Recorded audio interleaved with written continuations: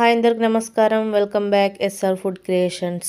ఈరోజు చిక్కుడుకాయ కర్రీ ఎలా చేయాలో చూద్దామండి. ముందుగా మనకు కావలసినవి పచ్చిమిర్చి, టమాటా, చిక్కుడుకాయ అండి. ఇప్పుడు ప్యాన్ పెట్టేసుకుందామండి. ప్యాన్ హీట్ అయ్యాక ఆయిల్ పోసుకుందామండి. జీలకర్ర, ఆవాలు వేసుకుందామండి.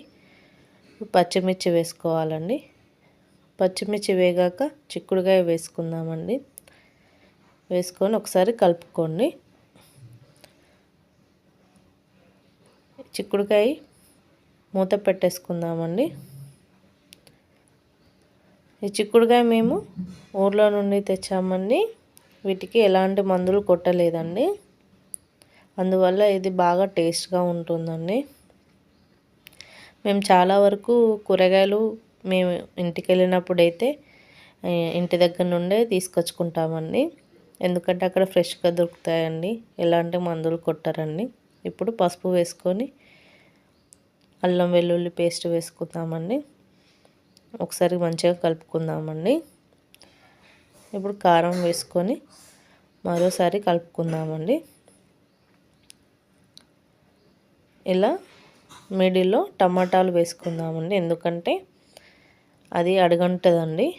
ఇలా టమాటాలు వేసుకొని సాల్ట్ చల్లించుకొని మూత పెట్టేసుకొని చూడండి, వాటర్ మంచిగా ఫామ్ అవుతాయండి. చిక్కుడుకాయ కూడా కూర మంచిగా ఉడుకుతుందండి. చూడండి, మంచిగా ఉడికిపోయింది. గింజలు కూడా మంచిగా వేగాయి. చాలా టేస్ట్గా ఉంటుందండి. ఒక్కసారి ట్రై చేయండి.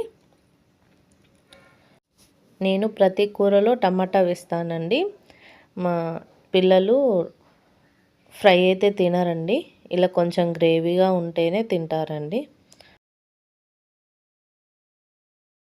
లాస్ట్లో కొంచెం కొత్తిమీర వేసుకొని కలుపుకుందామండి.